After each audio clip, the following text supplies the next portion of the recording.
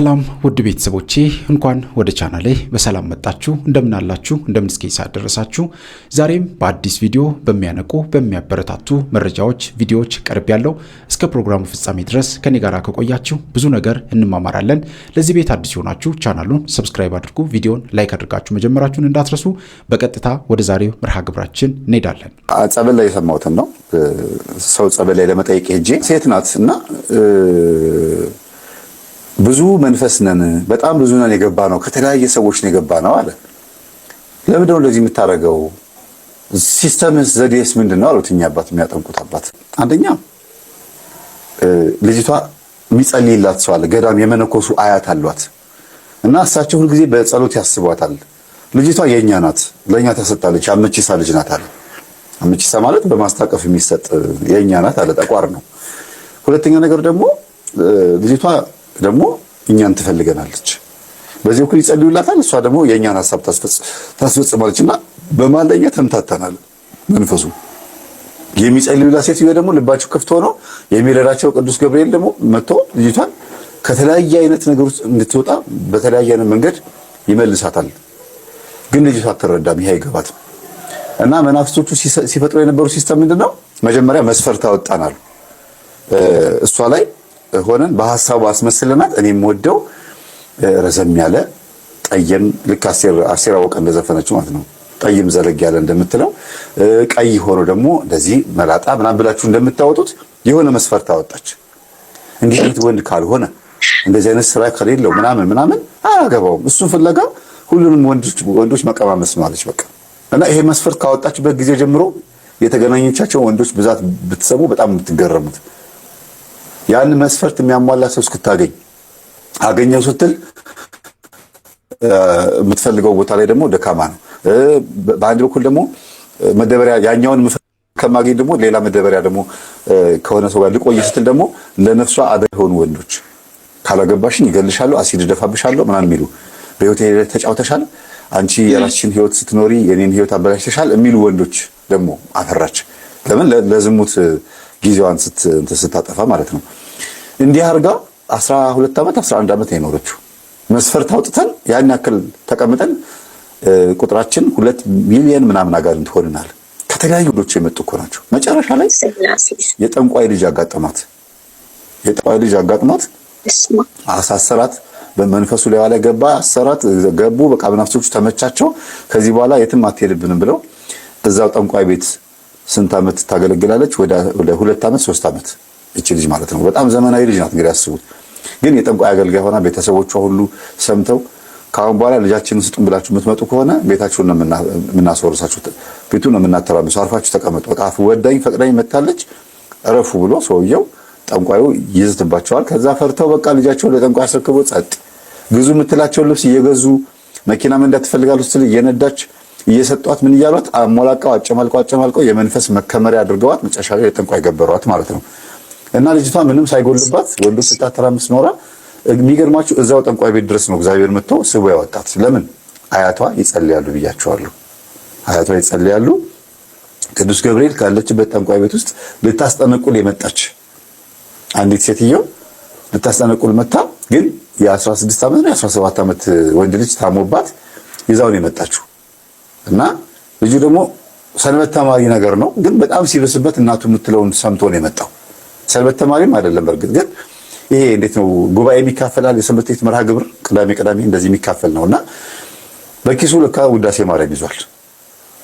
በኋላ ኪሱም ውዳሴ ማርያም ይዞ ነው የገባው ጠንቋይ ቤትና ሴትዮዋ ልጇን ያዘው ስትል ወጭልኝ ኪሱ ውስጥ የያዘውን ነገር ማየት አልፈልግም ወጭልኝ ምናምን ብላ ጠንቋዩ ሴትዮ የጠንቋዩ ሚስት ሴትዮ ትጮኻለች። ከዛ ጠንቋዩ ተንደርድሮ መጣና በዚህ አናትሽን ሳልሽ ልጁን ይዘሽልኝ ውጪ አላት። ደነገጠች ሴትዮዋ፣ እሺ ብላ ወጣች። ግን በዚህ መካከል ጠንቋይ ቤት ውስጥ ከሚስትየዋ ጋር አብራ እሳት ስታራግብ ይቺ ብላችሁ እንግዲህ ዝሙት መንፈስ ያደረባት ሴት እዛ ስታገለግል የቆየችው ልጅ ምንድነው የተፈጠረው? ምን አይነት ልጅ ቢሆን ነው ብላ ከውጪ ከሰል እያራገብኩኝ አለች። ከሰል እያራገብኩኝ እንደዚህ እያቀጣጠልኩኝ ሮጭ ሄጄ አቡሽዬ ምን ይዘህ ነው ጋሽዬ እንደዚህ ያስቀየምካቸው ሲባል ጊዜ እኔ እንጃ ኪሴ ውስጥ በኪሱ ያዘው ሲያወጣ ውዳሴ ማርያም ነው። ማራገቢያውን ጣል አድርጋ ውዳሴ ማርያሙን ብድግ አድርጋ ከእጁ ቀምታ በዛ ወጣች። የዚህ ልጅ እዛ ቦታ የመጣው ሴትዮዋም ያንጠለጠለች ያመጣችው እቺን ሴትዮ ጎትታ ለማውጣት ነው ማለት ነው። አያችሁ እግዚአብሔር በምን እናንተ ጋር እንደሚመጣ አታውቁትም። አጋጣሚውን ግን መጠቀም ጥሩ ነው። ጸበል ላይ መጣች፣ አመለጠችው። ከዛ ጸበል ላይ 1 ዓመት ሙሉ እጇና እግሯ በሰንሰለት ታስሮ ያው እሰሩኝ ብላ ነው ራሷ ወደ ልቧ ስትመለስ እሰሩኝ እንዳትፈቱኝ ሳልመለስ ሳልፈወስ በፍጹም እንዳትፈቱኝ ብላ በፈቃዷ ታስራ አሁን ድና የአንድ ልጅ እናት ነች። ምንድነው ይሄ የዝሙት መንፈስ? የዝሙት መንፈስ መስሎ ከተለያዩ ወንዶች የገባባት መንፈስ 2 ሚሊዮን ምናምን የሆነው አለሌ ሆና እየዞረች የተልከሰከሰች ነው እንጂ ሰው አልገደለች ወይ የሆነ ነገር እንትን አላለች። በቃ በዝሙት ብቻ ነው 2 ሚሊዮን መንፈስ የተሰበሰበው። በሩካቤ 90% 100 በሉት በቃ ከዛም በላይ ስጡት። መንፈስ ወደ ሰው የመተላለፍ እድሉ በጣም ሰፊ ነው። ከአንደኛው ወደ አንደኛው መንፈስ ይተላለፋል። በሩካቤ በመሳሳብ በምናምን ከሚስት ውጪ ከባል ውጪ በሆነ ጉዳይ ላይ መንፈስ የመግባት እድሉ በጣም ሰፊ ነው። እሱም እግዚአብሔር ጥበቃ ካለበት እንጂ የመትረፍ እድላቸው በጣም ለኤችአይቪ የመጋለጥ ለምናምን የመጋለጥ ለምንድነው ስሙ ይሄ ስጋ ደዌ የመጋለጥ ምናምን በጣም እድሉ በጣም ሰፊ ነው የሚሆነው። ለምን የዚህ በሽታ ባለቤት መንፈሱ ስለሆነ ማለት ነው። እና በመስፈርት ነው ታዲያ ምንድነው ሲስተም ሲባል መስፈርት አወጣሁኝ በውስጧ። ዋና ይሄን ነው ልነግራቸው የፈለኩት። በውስጧ መስፈርት አወጣሁኝ። እንዲህ አይነት ወንድ ነው የምፈልገው ብላ እንድታስብ አደረኳት። በህይወቷ ላይ የሚመጡት ወንዶች ጥሩ ነበሩ፣ ግን እሷ ላወጣችው መስፈርት ዝግጁ ስላልነበሩ ተወቻቸው። ምናልባትም ከነዚያ ወንዶች መካከል አንዱ መልካም ባል ሊሆን ይችል ነበረ። እኛ ግን የምንፈልገው መስፈርት ስላላሟላ እኛንን የምናረቀው ሐሳቧን የሚመስላት አለ እኛንን የምናወራው አለ በውስጡ ሆነ እና እንዲህ አይነት መናፍስት መኖራቸውን መናገር በራሱ ወንጌል መስበክ ነው። ለኔ አሁን እኔ ወንጌል እየሰበኩ ነው። ለምን ሴቶቻችን እንዲነቁ እያደረግን ያለ ነው። አሃ ብለው ወደ ልባቸው እንዲመለሱ እግዚአብሔር ያመጣውን በረከት እንዳይገፉ እያስተማርን ያለ ወንጌል ማለት ነው። የምስራች ነው። የምስራች ማለት ደግሞ ምን ማለት ነው? የታስሮ የነበረ ሰው ተፈታ ማለት አይደለም፣ ተፈቱ ማለት ነው። ተፈታን፣ ክርስቶስ መጥቷል። ምንድነው ክርስቶስ? መድኃኒት የሚመጣው ለማን ነው? ለበሽተኛ። ስለዚህ በሽተኞች ስለሆነ የምስራቹ ምንድነው? መድኃኒት ጋር ኑ ነው። ማን ናችሁ እናንተ? በሽተኞች። ማንን? እኛ በሽተኞች። ለዚህ ነው የመናፍስትን ሴራ በማጋለጥ ላይ ተወጥሬ ያለሁት። ትልቁ ዘውጌ እንዲሆን የፈለኩት ይሄን ስለማቅ ነው። የብዙ ሰው መውደቅ ምክንያት መናፍስት ናቸው። እስራኤልን ሕዝብ እግዚአብሔር አምላክ ለ40 ዓመት ብቻ የፈትናቸው የነበረውን ለ70 ዓመት ያደረገባቸው ክፋትን የሚያግዙ ከውስጥ ስለነበሩ ነው። ክፋትን ማገዝ፣ ተንኮልን ማገዝ፣ ሟርትን ማገዝ፣ መተትን ማገዝ፣ አስማትን ማገዝ፣ የጥፋትን ኃይል ማገዝ። በዚህ እገዛ ውስጥ ብዙዎቻችን እድለኞች ነን። ምን ሲባል ይሄው የምናየው ነው። ትምህርት ቤት ስትሄዱ ትምህርት ቤቱ ውስጥ ብዙ ልጆች ህመምተኞች ናቸው። ገበያ ስትሄዱ ገበያ የተቀመጡ ነጋዴዎች ህመምተኞች ናቸው። ቢሮ ስትሄዱ ቢሮ ያሉ ሰዎች ገና ቢሮ ገብተው የጽህፈት መሳሪያቸውን ወይም የቢሮውን ስራ ሂደት መክፈት ሲጀምሩ ህመምተኞች ናቸው። ግብርናው ጋር ብትሄዱ አመሉን ወይም ሱሱን ካልገበረው ህመምተኛ ነው። ማረስ፣ ማጨድ፣ መቆፈር አይችልም። መንፈሳዊ ጋር ስፍራ ስትሄዱ ደግሞ ማቃሰት አለ። በደንብ ክፋት የታገዘበት ዘመን ቢኖር ዛሬ ነው።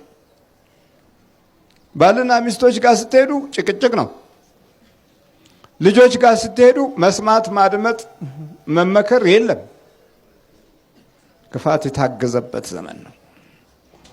ታዲያ እዚህ የምናየው ክፋት ያላገዘውን ሰው ክፋትን ሊያግዝ አልፈለገም። አሁን እርግማንን ሊያግዝ አልፈለገም። እግዚአብሔር ሐሰትን ይናገር ዘንድ እግዚአብሔር ሰው አይደለም አለ። ሰው እንግዲህ በሐሰት ይኖራል ማለት ነው። በዓለማችን ውስጥ ካሉ ተስፋዎች ውስጥ 85ቱ ከመቶ 85ቱ ሐሰት ተደባልቆበት ውጤቱ እንደገና መክኖ ተስፋችን ቀጭጮብን እንደገና ሌላ ፕሮግራም የቀየስንበት ጊዜ አለ። ለዛ አንዳንድ ምሳሌ እንውሰድ። ሶሻሊዝምን ውሰዱት። ሶሻሊዝም ህብረተሰባዊነት ብሎ የማለና የእኩልነትን መንፈስ ለማስፈን በምድራችን ላይ ምድራችንን ፍጹም የምትታይ ገነት ለማድረግ የተነሳ ርዕዮተ ዓለም ነው። አዎ ነበረ፣ ግን ሁኔታው እንደተጠበቀው አልሆነም። የሶስትና የሁለት ትውልድ ህይወት መላቅጡን አጥፍቶ ደብዛው ጠፋ። በዛ ውስጥ የተበላሸንበትን ህይወት አሁን ለመጠገን ያለው መከራ አንዳንዶቻችንን ሞት ካልከላገለን በስተቀረ ጠባችን አይለወጥም። ሞቱ መጥቶ ካልገላገለን። ምክንያቱም በሐሰት አስተሳሰብ መንፈስ ውስጥ ህሊናችንን አዳብረናል። የባዕዳን የቲዮሪ ንድፈ ሐሳብ ለአእምሯችን የሚመች መንገድ ነው ብለን ተቀብለናል። ታዲያ ሁላችሁ እግዚአብሔር ሐሰትን ይናገር ዘንድ ምን አይደለም? ሰው አይደለም። ሐሰትን ይናገር ዘንድ የሐሰት አኗኗሮች በሰዎች ሐሳብና ግምት ውስጥ የሰው ልጅ ትውልድ ወደቀ። በእግዚአብሔር አሰራር ውስጥ ይኖርበት የነበረውን መንፈሳዊ ጉዞ ተወው። ስለዚህ የሚከተሉት ችግሮች ስር ሰደው ህልውናችን ውስጥ መሰረት ያዘ። አንደኛ፣ የክፉ መንፈስ ጥገኛ ልጆች ሆነን። ሁለተኛ፣ በሰው ልጅ እና በመንፈስ ላይ ደግመን ደጋግመን ወደቅን። ሶስተኛ፣ እድላችንንና ኑሯችን ጠፋን። በተከፈተ ሰማይ እግዚአብሔር አምላክ የሚሰጠንን በረከት አጣ ነው። አራተኛ፣ የገንዘባችን ወይም የኢኮኖሚያችን ባለቤቶች የምንሆንበትን አቅም በራሱ አጣ ነው። አሁን እንበል ጥሩ ትርፋማ አለ የሚባልበት ቦታ ላይ እንሂድ፣ ጥሩ ደሞዝተኞች አሉ የሚባል ቦታ ላይ እንሂድ። እነዚህ ሰዎች እለት እለት ጠጋ ብላችሁ ብታወሯቸው ለራሳቸውም በሚገርም ሁኔታ ራሳቸውን ይዘው ጥያቄያቸው እንዲህ ነው፣ ገንዘቡ የት ደረሰ? በቃ ደሞዛችን የት ደረሰ?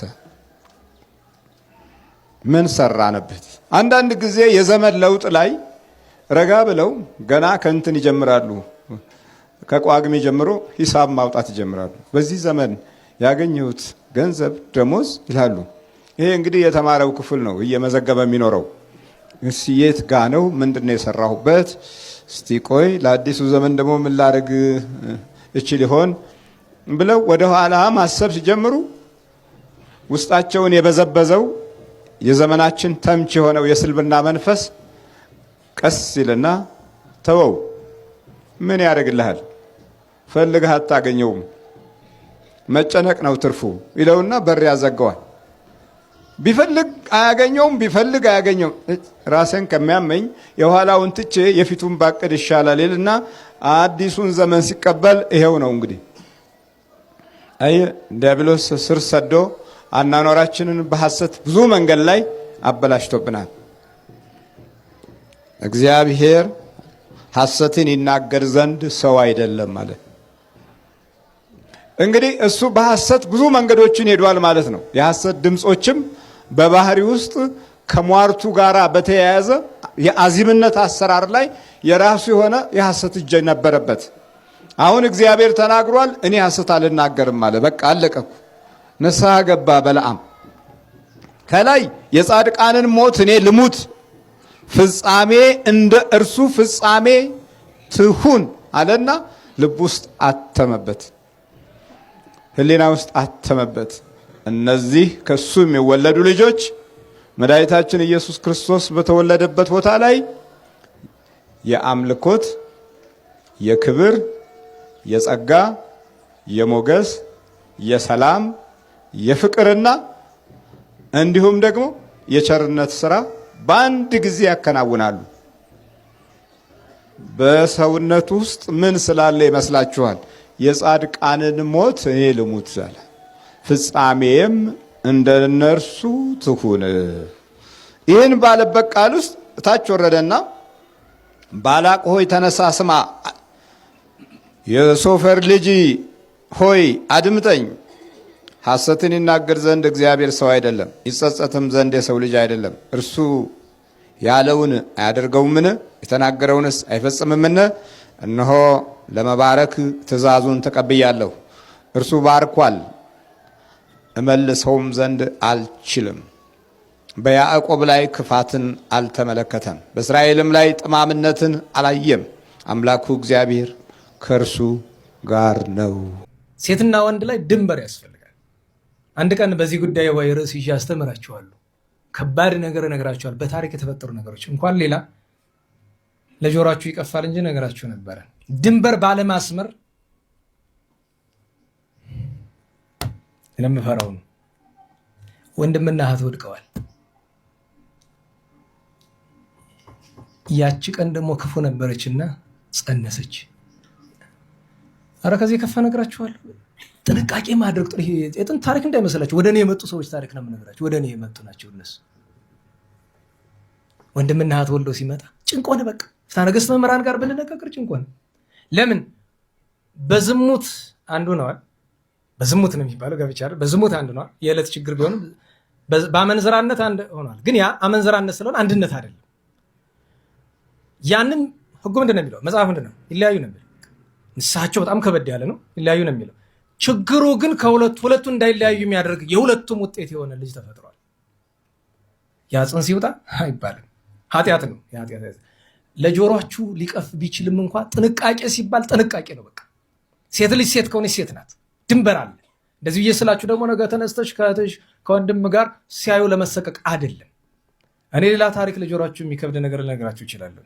የሚችም የማንሰማው ነገር የለም። በኃጢአት እኔ ብከፋም ግን የማንሰማው ነገር የለም። ለሁሉም ግን እስከዚያ ጫፍ የሄድኩላቸው ምንድን ነው? ቢያንስ እንኳ ባዕድ ከሆኑ ሰዎች ጋር ስትቀራረቡ ድንበር ይኖራችሁ። በቃ እስከምታገቡ ወይ ደግሞ እግዚአብሔር ፈቅዶላችሁ ገዳም እስክትገቡ ድረስ። ይህን ሁሉ ያመጣ ነው በአባ ያዕቆብ ነው። ለምን? ያችን ድንበር ማስመር ባለመቻሉ ምክንያት በቃ አያት፣ ተነደፈ፣ መሄጃ አልነበረውም። ከእሷ ላይ ፈቃዱን ፈጸመ። ድንግልናው መንኩስና ሁሉ ገደል ገባ በዚያ ምክንያት። ያንን አድርጎ ግን አላቆመም። ለምን? ነገሩ ወጥቶ የንጉሥ ልጅ ናት ይገሉኛል ብሎ ስለፈራ ገደላት። እሷን ሲገላት ደግሞ ትንሽ ወንድሙ አየው፣ አብሮ ነበረ። ትንሽ ወንድሙ ደገመው። እሱ ግን አያችሁ፣ ትምህርቱ በዚህ ወገን ጥንቃቄ እንድናደርግ ነው። በዚያ ወገን ግን ተስፋው ቆርጦ ሊሄድ ሲል እግዚአብሔር መልአክ ካህን መነኩሴ የሆኑ በጎዳና ተገናኝቶ አይ እግዚአብሔር አይምረኝም ስለ ኧረ ይምርሃል። እግዚአብሔር ይቅር የማይለው ኃጢአት አለ? የለም። ሁሉንም ኃጢአት እግዚአብሔር ይቅር ይላል። ሁሉንም። አንዳንድ ሰው በወንጌል ያለውን ጥቅስ ይጠቅሳል። መንፈስ ቅዱስን የሰደበ የሚለው እሱን ሎቱ ስብሐት አስተምሬያለሁ። በጊዜው ይገባቸዋል ምን ማለት እንደሆነ። ስለዚህ ተስፋ አለመቁረጥንም እንድንማር ነው። ምክንያቱም ከዚያ በኋላ ተስፋ ባለመቁረጥ በተጋድሎ ኑሮ በረሃብ የተቀጣች ሀገርን በአማላጅነቱ እንድትድን አድርጓል። እግዚአብሔር በረከቱን ያሳድርብን። ወደ ቤተ መቅደስ ሲገባ ጫማ ብቻ አይደለም የሚወለቀው። ወደ ቤተ ክርስቲያን ሲመጣ ነጠላ ብቻ አይደለም የሚደረበው። ወደ ቤተ ክርስቲያን ሲመጣ አውልቀን መጣል የሚገባን ክፉ፣ መጥፎ፣ አጉል ልማዶች፣ ሱሶች አሉ። ስንመጣ ለብሰን ደግሞ መምጣት የሚገባን ምሕረት፣ ይቅርታ፣ ፍቅር አለ። ቤተ ክርስቲያን የምታስተምራቸው እነዚህ ነው። ነፃ የመሆን ህሊና ነፃ የማድረግ ልቡና ነፃ የማድረግ እና ከዛ ራስን መግዛት የሚመጣው ከዚህ ነው። ስለዚህ ራስን መግዛት ማለት የመጀመሪያው ራስን የራስ ማድረግ ነው። የመጀመሪያው እጃችሁ የራሳችሁ ነው ወይ? እንዲህ ብላችሁ እንድትጠይቁ ነው። ራስን መግዛት። አይናችሁ የራሳችሁ ነው ወይ? ልባችሁ የራሳችሁ ነው ወይ? አይምሯችሁ የራሳችሁ ነው ወይ? አይምሯችንን የሚጠቀምበት ሰው የለም ወይ? በአሉባልታ፣ በሐሜት፣ በማንጎራጎር፣ በክፋት፣ በመጥፎ መረጃ፣ በሐሰተኛ መረጃ፣ በውሸታም መረጃ አይምሯችንን፣ አንጎላችንን፣ ልባችንን፣ ህሊናችንን የሚጠቀምበት ሰው የለም ወይ? እርግጠኛ ነኝ። እስኪ ፐርሰንቴጁን ካልኩሌት አድርጉና በራሳችሁ መንገድ የእናንተን አይምሮ የማይጠቀሙት አክቲቪስቶች እስኪ እንዲህ አይነት ሰው ካለ በጣም ጎበዝ ነው። እጃችሁን የማይጠቀምበት ሰው ካለ፣ ለመጥፎ ነገር የማይጠቀምበት ካለ፣ ህሊናችሁን ለክፉ ነገር የማይጠቀምበት ለሱስ የማትጠቀሙበት ካላችሁ፣ ሙሉ ለሙሉ አይምሯችሁን ህሊናችሁን ንጹህ ያደረጋችሁ ካላችሁ፣ ለእግዚአብሔር ያስገዛችሁ ካላችሁ የመጀመሪያ የእናንተ አካል የራሳችሁ ነው ማለት ነው። እንዳልኳችሁ ይሄ ዓለም የኛ የራሳችን አካል የራሳችን እንዳይሆን ነው የሚፈልገው። እንደው ቀላል ነገር ይመስላል ሲናገሩት፣ ይሄ ቀላል ነገር ይመስላል። ለምሳሌ በጣም ብዙ ሰዓቱን የምናጠፋው ከ24 ሰዓት ውስጥ ስልካችን ላይ ነው የምናጠፋው። ስልካችንን የምንጠቀመው እኛ ብቻ አይደለንም። ይሄን ታውቃላችሁ። ይሄን ስልክ የምንጠቀመው እኛ ብቻ አይደለንም። ስልኩ የኛ ነው፣ በእኛ ገንዘብ የተገዛ ነው፣ እኛ ኪስ ውስጥ የሚቀመጥ ነው፣ እኛ የምንሸከመው ነው። ግን የዚህን ስልክ ስክሪን የምንጠቀምበት እኛ ብቻ ሳንሆን ይሄን የስልክ ስክሪን አስፈላጊ ከሆነ ሌሎች የቢዝነስ ሰዎች ይጠቀሙበታል። የማትፈልጉትን ቪዲዮ ስታዩ፣ ትክክል ያልሆነ ቪዲዮ ስታዩ ያ ሰው በእናንተ ስክሪን ገንዘብ እየሰራ ነው። የማያስፈልጋችሁን ጽሁፍ፣ የማይገባችሁን ጽሁፍ እንደ ክርስቲያን፣ እንደ መንፈሳዊ ሰው፣ እንደ ሃይማኖተኛ ሰው መገኘት በማይገባችሁ ቦታ ተገኝታችሁ ለዝሙት የሚገፋፋ ዘፈንና ፊልም ስታዩ በእናንተ ስልክ ዘፋኞቹ እየተጠቀሙ ነው። የዝሙት ፊልም እያሳዩ በየመሃሉ ማስታወቂያ አድስ የሚባል አድቨርታይዚንግ እያሳዩ የእናንተን ስክሪን፣ የእናንተን ስልክ፣ የእናንተን ዳታ፣ የእናንተን ገንዘብ፣ የእናንተን ሰብስክሪፕሽን እየተጠቀሙበት ነው። የእናንተን ደንበኝነት እንዴት እንደሚባክን ተመልከቱ። ስልካችን ብቻ አይደለም፣ አይናችን ከሆነ ሰዓት በኋላ አንዳንድ ስልኮችን አይታችሁ ከሆነ ይበቃሃል፣ ረጅም ሰዓት የስልክ ስክሪን ላይ ስለቆየ ይበቃሃል፣ ስልክህን አጥፋና ተኛ የሚል ትእዛዝ ይደርሳቸዋል። አይናችን እንዴት ሊጠፋ እንደሚደርስ አይታችሁታል። ጆሮአችን እንዴት እንደሚበከል አይታችሁታል። ሰውነታችን እንዴት እንደሚዝል አይታችሁታል። ጣቶቻችን እንዴት እንደሚቀጥሩ ተመልክታችኋል። ልጆቻችሁ እንዴት እንደሚጎብጡ አይታችኋል። ከእናንተ ጋር መግባባት እስኪያግጣቸው ድረስ፣ ከቤተ ክርስቲያን ጋር መግባባት እስኪያቅታቸው ድረስ፣ ቤተ ክርስቲያንን መስማት እስከሚሰለችው ድረስ ስልካቸው ላይ ብቻ ተተክለው አይፓዳቸው ላይ ሆነው 24 ሰዓት በቂ እንቅልፍ ሳይተኙ ጠዋት ትምህርት ቤት እንዲሄዱ ስትቀሰቅሷቸው ድቅቅ ብለው ተውኝ ዛሬ ትምህርት ቤት ይቅርብኝ የሚሏችሁ አእምሯቸው የተዝረከረከ ዲስኦርደር የሆነ እንዲህ አይነት ሰዎች ገጥሟቸው አያውቅም።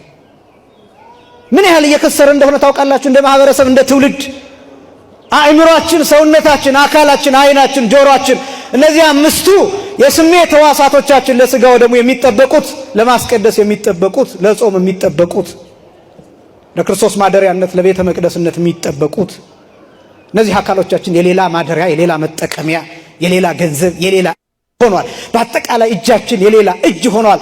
አይናችን የሌላ አይን ሆኗል። ጆሮአችን የሌላ ሰው ጆሮ፣ አንደበታችን የሌሎች ሰዎች አንደበት ሆኗል። በዚህ ምክንያት ራሳችንን መግዛት አቅቶናል። መቅሰፍት ምንጮቹ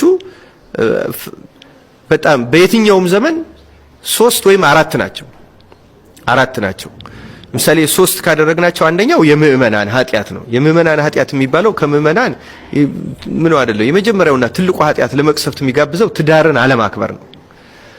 ለቤተሰብ አክብሮት አለመስጠት። አሁን ዓለምን አይተው እንደሆነ ይሄ ጌ በለው ምን በለውና እስከ መጨረሻው ባልና ሚስት የሆኑት እንኳን ክርስቲያኖቹ እዛ ላይ ነው ችግር የሚገጥመው። ዓለምን ሰይጣን አንዱ እየመታው ያለ በዚህ በትዳር በኩል ነው። ይሄ አንዱ መቅሰፍት የሚያመጣ ተጨባጭ ምክንያት ነው። ትዳርን ማክበር ለኛም ክርስቲያኖች በጣም ጠቃሚ ነው። አመጻ ነው። አመጻ ከአመጻ ብዛት የተነሳ የሚለው ነው እያስፋፋ ነው ያለ ነው። እና አሁን አመጻ ሰዎች ለባህሪያቸው በማይገባው እስከ ማግባት፣ እስከ መጋባት፣ ጾታ እስከ መቀየር፣ ማአት ነገር እስከ ማድረግ፣ ልጅ እስከ መጥላት፣ ይሄ ዝሙቱን ፈልገው ሩካቤውን ፈልገው ጽንሱን መጥላት፣ ማስወረድ፣ ይሄን የመሰሉት በሙሉ ንጹህ ጋብቻን የመጥላት ውጤቶች ናቸው። ጋብቻ ደግሞ የእግዚአብሔር ቤተክርስቲያን ነው እና ቤተክርስቲያኑ አንዱ ማፍረስ የምንለው መላከ ሰላም ቅድም እንዳሉት እንዲያውም ህያው ቤተክርስቲያን እየፈረሰ ያለው ይሄ ነው። አንደኛው ይሄ ነው። ሁለተኛው በጣም መሰረታዊ የምትለው የካህናት ኃጢያት የሚባለው ነው። የካህናት ኃጢያት ምንድነው? የራሳቸውን ክህነት ማቅለል ነው። የራሱን ክህነት ለጥቅም ብሎ አሁን ቅድም እንዳልነው ለጎሳ፣ ለብሔር፣ ለምን ለተለያየ ምክንያት እንዲህ ነው አልዘረዝርም። ይሄ የምእመናን ትዳር ማቅለልና ማርከስ፣ መጸየፍ፣ የካህናት ከጥቅም ከኑሮ ከምናምን ሁኔታ ክህነትን ማቅለል፣ ማርከስ፣ ማዋረድ ነው። ሶስተኛው ከፍ ያሉትም እስከ ጳጳሳትና በላይ ያሉት ደግሞ ቅድም ያላቸው መሰረት አድርገው መወሰን፣ ቀኖና ቤተክርስቲያንን መጣልና የግል ጥቅምን፣ የአካባቢ ጥቅምን፣ የብሔር በለው ናሽናሊቲ በለው ሀገርም ቢሆን ለምሳሌ ኢትዮጵያና ኤርትራ ሀገሮች ናቸው። ግን አንድ የኢትዮጵያ ሲኖዶስ ኤርትራን እንደ ሌላ ጠላት አይቶ ወይም ግብጽን አይቶ እንደ ጠላት ቆጥሮ፣ ምክንያቱም ግብጽና ኢትዮጵያ የፖለቲካ ኢኮኖሚ ግጭት አላቸው። አንድ ሲኖዶስ ያን መሰረት አድርጎ መጣላት አይችልም በምንም መንገድ። ያ ናሽናል ኢንተረስት የአንድ ሲኖዶስ ጉዳይ አይደለም። ለሀገሩ ይቆማል። በሀገሩ ላይ የሚፈጸመውን ግፍ ሊቃወም ይችላል። ግን እንደ ፖለቲከኞች የሌላውን ሀገር ጥቅምና የዚያውን ሕዝብ ጉዳት ሊደግፍ አይችልም። በእውነቱ እንዲህማ ከሆነ ከፖለቲከኝነት በምን ይለያል? ምን ጥቅም አለ? አንድ ሃይማኖተኛ ናሽናል ኢንተረስት ከያዘው ሃይማኖተኛ ነው ማለት አይቻልም። በእውነቱ በምንም መንገድ እና ቀኖና ቤተክርስቲያን ያኔ ኮምፕሮማይዝ ይደረጋል። ለዛ ነው አሁን በዩክሬን የታየው በእኛም ሀገር እየታዩ ያሉት እንደዛ ነው። የፖለቲካ ኢንትረስት ይሄ ሶስተኛው በከፍ ባሉት ይሄ የሚደረገው አንዱ የመቅሰፍት ምንጭ ነው። አራተኛው የዓለም በአጠቃላይ ከእግዚአብሔር ፊቱ ማዞር ነው። እግዚአብሔር እንደ ሁለተኛ ማለት ግን እነዚህ ሶስቱን ብታያቸው እግዚአብሔርን ዘወር ማድረግ ነው። በነገራችን ላይ ትዳሩን አንድ ሰው የማያከብረው ከሆነ ካህን ክህነቱን የማያከብረው ከሆነ ጳጳስ ፓትርያርክ ቀኖናውን የማያከብረው ከሆነ በዚያ የማይመራ ከሆነ ሌሎች ኢንትረስቶችን ካወ ይሄ እግዚአብሔርን ዘወር ማድረግ ነው። ሌላውም ደግሞ ጨልጦ ገርኝቶ ከእግዚአብሔር ይዞራል። እነዚህ አራቱ መሰረታዊ የመቅሰፍት ምንጮች ናቸው፣ ፋንዳሜንታሎቹ። ሌላው ሁሉ ኢንዲቪጁዋል ኃጢአት ነው። በነገራችን ላይ ሌላው ሁሉ እግዚአብሔር ይታገሳል። እነዚህ ግን በጣም መሰረታዊ የጥፋት ምንጮች እነዚህ አራቱ ናቸው። የምእመናን በትዳር ላይ ያላቸው አመጽ፣ የካህናት በክህነታቸው፣ የጳጳሳት በቀኖናቸው፣ ጳጳሳት በሙሉ ያጠቃልላል ፓትርያርክን ጨምሮ። አራተኛ የትውልድ ከእግዚአብሔር እግዚአብሔርን እንደሌለ እግዚአብሔርን አለ ብሎ ማሰብ ራሱ እንደ ሞኝነት የኛ የተቆጠረበት ዘመን አይደለም። አሁን ኦርቶዶክስ ማለት እኮ ራሱ በዚህ ዘመን ስድብ ነው አይደለም። ቅድም ይሄ የማይንድ ዳይናሚዝምን ያነሳሁት ለዛ ነው። አእምሮ ዳይናሚክ ይሆናል። በቃ ሶፊስቲኬትድ በሆነ ኢንቫይሮንመንት ቴክኖሎጂ ኢንፍራስትራክቸር ሲኖር ምንም እግዚአብሔር የማያስፈልገው ነው የሚመስለው በነገራችን ላይ። እና እዛ ላይ ዲፔንድ ያደርጋል፣ በዛ ላይ ይመካል፣ ራሱን ይጥላል። እና ያ ሆነ ብሎ እግዚአብሔር የለም ብሎ ያልካደው ሰው ራሱ በህይወቱ ዲፔንድ የሚያደርገው ቁስና ኢንፍራስትራክቸር ላይ ስለሆነ እግዚአብሔርን ክዶታል። እነዚህ ምንመካባቸውን ሁሉ እንዲሰበሩ እንዲወድቁ የሚያደርጉ ናቸው። በማርዘሜ በጣም ይቅርታ። በየቲክቶኩ በየፌስቡኩ አትዳረቁ ከነሱ ጋር። ኦርቶዶክሲ ቴዎሎጂ የሚባለው ፕራክቲካል ቴዎሎጂ ነው። የኦርቶዶክስ አስተምህሮ የህይወት ትምህርት ነው። ኑረው የሚያገኙት ነው። እዚህ አንድ ጥቅስ እየሸመደድክ አትሩት። ጌታዬዋ እግዚአብሔር የሚገኘው በመኖር ነው። አንዲት ጥቅስ ማርያም ታማልዳለች። ሞኝ እንኳን ማርያም እኔ ያማልዳለሁ። ምን ማለት ነው? ምን ማለት ነው? አንድ ክርስቲያን ያማልዳል። ታውቃላችሁ? አንድ ክርስቲያን ለባልንጀራው ቢጸልይ ያማልዳል አያማልድም? አንድ ምዕመን ማለት ወንድም ሆነ ሴትም ሆነ እኔ ብቻ አይደለም እኮ አንድ ክርስቲያን ለባልንጀራው እግዚአብሔርን ቢለምን ከእግዚአብሔር ያማልደዋል። የቅዱሳን ፍጹም ነው፣ ነውር የለበትም። የኛ ግን ኃጢአት የተቀላቀለበት ነው። ለባልንጀራችን ብንጸልይ ከነ ነውራችን፣ ከነ ድክመታችን፣ ከነ ክፋታችን፣ ከነ ርኩሰታችን ነው እኛ ብንጸልይ። ድንግል ማርያም ግን ንጹሕ አእምሮዋን ይዛን የምትጸልይ። ማንም ሰው ለባልንጀራው የሚጸልይ ባልንጀራውን ከስህተት የሚመልስ ቢኖር እሱ የእግዚአብሔርን ድነት ገንዘብ ያደርጋል ተብሎ አንደኛ ያዕቆብ መልእክት ምዕራፍ 5 ላይ ተጽፎልናል። ለባልንጀራችን ሁላችንም መጸለይ እንችላለን። አይገርማችሁም? መተይ በሉ። ልክ ምን አላችሁኝ? መተይ። በቃ እኔ ወንድሜ አርሴማ ምን አድርጋልህ ነው ቢለ መተይ። እኔም አንዳንድ ሰው ሰምታችሁ አታውቁም? የተሰማኝን ደስታ ልነግርህ አልችልም የሚል ሰው ሰምታችሁ ታውቃላችሁ? እንደዚህ ያለው እኔ ልነግርህ አልችልም። መተይ ዝም ብለህ ተማር። መተህ በተግባር ተመልከት እግዚአብሔርን። ኤልሳ የድሃይቱን ቤት ሲሞላላት፣ ልጇን ሲያስነሳላት፣ ኤልያስ የሞተ ሲያስነሳ፣ ባዶ ማዲጋ ሲሞላ መተህ ይልቅ ተመልከት። መተህ ጳውሎስ እንኳን በአካሉ በጨርቁ ጫፍ ሙት ሲያነሳ ና መተህ። እንኳን በጨርቅ ጴጥሮስ በጥላው በረጅሙ ጥላ ሙት ሲያነሳ መተህ ና መተህ ያለው። ስለዚህ ደካማ ክርስቲያን ጭቅጭቅ አይገጥምም። ክርክር የሚፈልግ ሰው ሰይጣናዊ ነው። እናንተ እዚያ ውስጥ አትግቡ። ለመምህርነትም አልተሾማችሁም። ሀብተ መንፈስ ቅዱስ የመከራከር ጸጋ ያልተሰጠው ሰውም አይከራከርም። መከራከር የሚችለው እንደ እስጢፋኖስ የመንፈስ ቅዱስ ሀብት ያደረበት ሰው፣ የተማረ ሰው፣ ምስጢር ያደላደለ ሰው ነው። ገባችሁ? አሁን አንድ ሰው ስለ ኢንጂነሪንግ ሳይመረቅ የዚህ ቤት ዲዛይን ቢለኝ እኔ አርፈ ቁጭ በል ነው የምለው። ምን የሚሉ ቀልድ ነው? ሳይክል ነድቶ የማያውቅ ሰውዬ የመንጃ ፈቃድ ልስጥ ቢለኝ እኔ ይሻልልም ትላላችሁ? ያልተማረውን ወዴት ብሎ ነው የማየው? አዲስ አበባ ግቢ ውስጥ ዝም ብሎ ወይም ትልቅ ከተማ ውስጥ እየበላ ያደገ ልጅ ጤፍና አዘራር ሊያስተምር ብለኝ በዝም ብለህ ሻይ ፈልገህ ነው ዳቦ ቁርስ ልስጥ ነው የምለው። ሰው ያላወቀውን አያስተምርም። ባላውቃችሁ ጉዳይ አትጨቃጭቁ። እንዲህ ነው አትብለው። ማርያም እንዲህ ናት ሚካኤል እንዲህ ነው ብላችሁ ና አንድ የበሉ ሁላችሁ መጥተህ ምን በል እይ ነው ያለው። ስለ ክርስቶስም ቢሆን ሰዎች ቢናገሯችሁ እንዲህ ነው ብላችሁ ና ክርስቶስን መጥተህ እየው። ይቺ ቤተ ክርስቲያን ቅድስት ክብርት አሐቲ እንደሆነች ና ጸልየባት፣ ኪዳን አስደርሰባት፣ አስቀድሰባት፣ ቆርበህ ላስተማሩን፣ ለመከሩን፣ ለገሰጹን ለአባቶቻችን፣ ለወንድሞቻችን፣ ለመምህራኖቻችን በሙሉ እግዚአብሔር አምላካችን ረጅም ዕድሜን ያድልልን። እኛም በሰማነው ቃል እግዚአብሔር 30፣ 60፣ 100 ፍሬ አፍርተን በተግባር በሕይወታችን የሚገለጽ እንዲሆን እግዚአብሔር አምላካችን ሁላችንንም ያግዘን። ይህንን ቻናል ለብዙ ሰዎች ተደራሽ እንዲሆን ሁላችሁም ሼር ማድረጋችሁን እንዳትረሱ። እንደዚህ አይነት ቪዲዮዎችን ተመልክታችሁ ለራሳችሁ ብቻ አይታችሁ ሳይሆን ለሌሎችም፣ ለጓደኛ፣ ለወዳጅ፣ ለቤተሰብ ሼር ማድረጋችሁን እንዳትረሱ። እግዚአብሔር አምላካችን ከሁላችን ጋር ይሁን። በሀገር ውስጥም ከሀገር ውጭም ያላችሁ ኢትዮጵያውያን፣ ኤርትራውያን ቤተሰቦቼ ሰላም እግዚአብሔር ከሁላችሁ ጋር ይሁን እላለሁኝ። እንበርታ፣ እንጠንክር። በያላችሁበት በድጋሚ ሰላም እግዚአብሔር ከሁላችሁ ጋር ይሁን። ይቆየን። አሜን።